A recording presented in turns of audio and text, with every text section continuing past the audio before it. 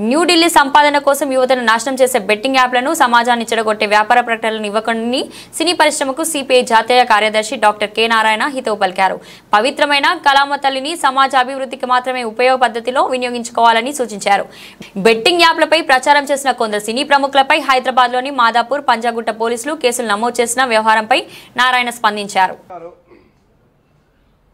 ఈరోజు బెట్టింగ్ వ్యవహారం పైన హైదరాబాద్ మాదాపూర్ పోలీస్ స్టేషన్లో, పంజాగుట్ట పోలీస్ స్టేషన్లో కేసులు పెట్టి ప్రముఖ సినిమా యాక్టర్కి అందరికీ నోటీస్ ఇచ్చారని చూశారు. ఇది నిజంగానే కళామ తల్లి చాలా పవిత్రమైంది.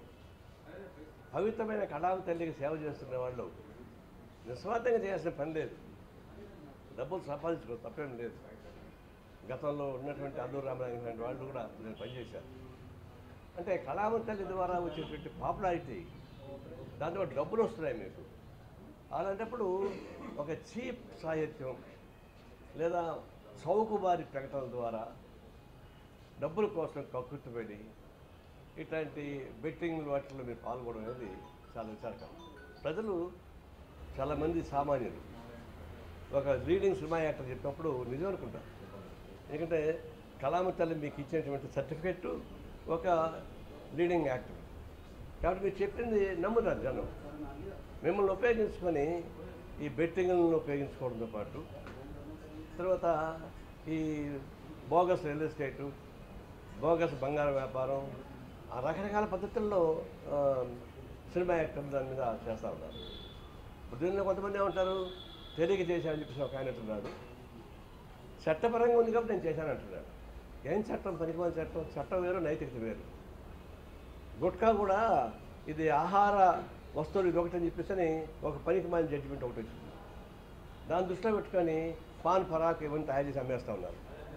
చాలా హీనాతిహీనమైనటువంటి పాన్ పరాక్ లాంటి వాటికి కూడా సినిమా యాక్టర్లు అడ్వైజ్ చేస్తున్నారు.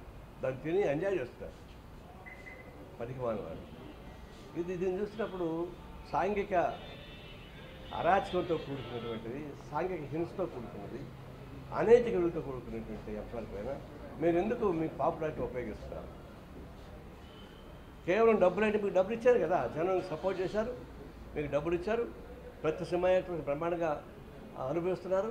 కొంతమంది సినిమా యాక్టర్ రిటైర్ అయిన వాళ్ళు మామూలు యూట్యూబ్లో యాక్ట్ చేసుకుంటున్నారు, సీరియల్స్ యాక్ట్ చేసుకుంటున్నారు. చేసుకోండి, అనేక సీరియల్స్ వస్తున్నాయి, దాన్ని చేసుకొని పోయి ఎందుకు పాడుపుత్తులు పని చేస్తున్నారు? ఇప్పుడు దాకా జనం చేత మెప్పించబడి ఇలాంటి చేస్తున్నప్పుడు ఎంతమంది ఆత్మహత్య చేస్తున్నారు బెట్టింగ్ నహర్?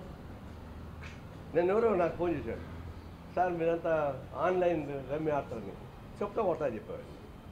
పేరు కూడా తెలియదు నాకు.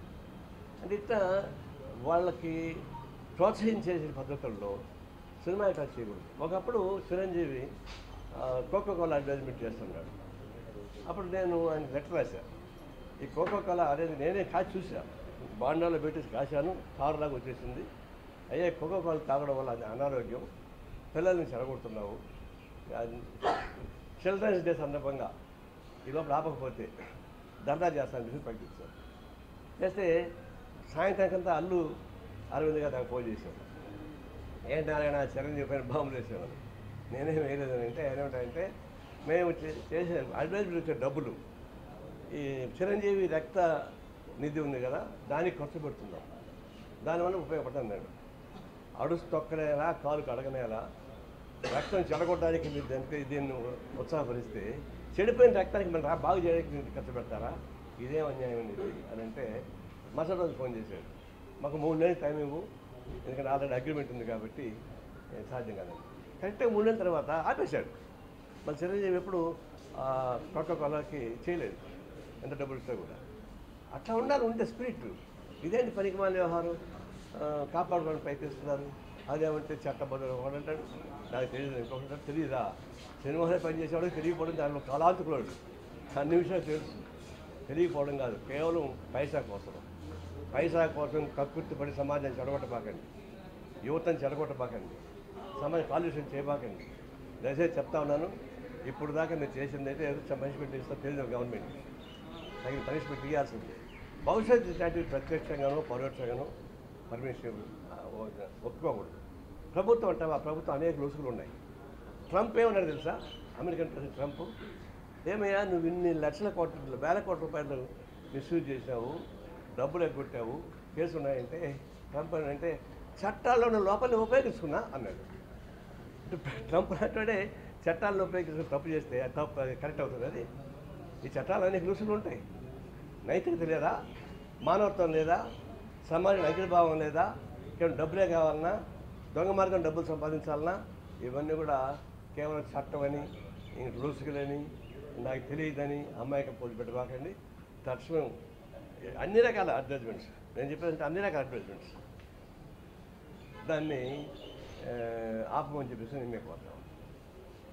సార్ ఇప్పుడు జనాలకు వీళ్ళు ప్రచారం చేస్తేనే వాటన్నిటి ఉపయోగించే పరిస్థితి ఉంది సార్. సోషల్ మీడియా ద్వారా కావచ్చు, లేదంటే ఇతర సెల్ ఫోన్ల ద్వారా వాళ్ళంతా వాడుతూనే ఉన్నారు కదా సార్. అది కూడా వచ్చింది. ఇప్పుడు సోషల్ మీడియా ద్వారా వచ్చేటువంటి ప్రచారం కానీ, ఫోన్ ద్వారా వస్తున్నటువంటి ప్రచారం కానీ, నేను చెప్పా కదా, నేను నాకే ఫోన్ చేశాడు సార్, అది వాడు నాకు తెలియదే వాడికి, సార్ బెట్టింగ్లు ఇది చేస్తారా సార్, తర్వాత ఆన్లైన్ రమ్మీనా, ఆన్లైన్ రమ్మీ సార్ అంటే చెప్పుతో కొట్టాలని మళ్ళీ ఫోన్ చేస్తాను వస్తుంటాయి. వాటిపైన కంట్రోల్ ఉండాలి. గవర్నమెంట్కి ఎక్కడెక్కడో వాగేవాళ్ళందరినీ తీసి అరెస్ట్ చేస్తున్నారు. ఊరికి కొత్త వాగుతారు చూడు, ఆ వాగేవాళ్ళనే కేసు పెడతారు గవర్నమెంట్ శాఖ, ఏపీ గవర్నమెంట్. చేతలతో పనిచేశారు చూడు, అనేక criminals activities, money laundering, mafia gangs, mines mafia, liquor mafia, హత్యలు, ఇవన్నిటిలోకి పోవడంలే. కేవలం పోసాది వాగాడంట, ఇంకేది వాగాడంట, ఆ వాగిన దాని కేసు పడుతుంది. అది వాగాడం మీకు కేసు పెట్టడం కాదు. ఆచరణలో ఎవరైతే క్రైమ్ చేస్తున్నారో, ఆర్థికంగా ఇబ్బంది పెడుతున్నారో, ఏమని 2 days శాండ్ మాఫియా జరుగుతూ ఉంది, లిక్కర్ మాఫియా జరుగుతూ ఉంది. వాటిపైన మీరు యాక్షన్ తీసుకోకుండా ఎవరు అన్నారంటే అది కాదు. కానీ అయితే సోషల్ మీడియా యాక్షన్ తీసుకోవాలి. సోషల్ మీడియా అతీతం కాదు, పట్టుకోవడం పెద్ద కష్టమేం కాదు. దానిపైన కూడా చర్యలు తీసుకుని పోతాం. బెట్టింగ్ని కొన్ని రాష్ట్రాల్లో అనుమతించడం, కొన్ని చోట్ల చట్టపరమైన వెసులుబాట్లు ఉండడం, దాన్ని ఆసరా చేసుకుని ఇవన్నీ చేస్తున్నారు. దేశవ్యాప్తంగా ఒక చట్టం బెట్టింగ్ని నిషేధించేదేమన్నా అదే చట్టం అంటే మన భారతదేశంలో ఏ చట్టం పెట్టినా దాన్ని దొంగలు పోసేటువంటి ఒక సందు పెట్టారు. మీరు భూ సంస్కరణ చట్టం పెట్టారు, దాన్ని చాలా సందులు పెట్టారు. ఎక్కడ నష్టం జరగలేదు. అంటే గుట్కా ప్రమాదం అన్నారు, ఆ గుట్కాను ఆహార వస్తువుగా కోర్టు ప్రకటన చేసుకొని అదేమంటారు దాన్ని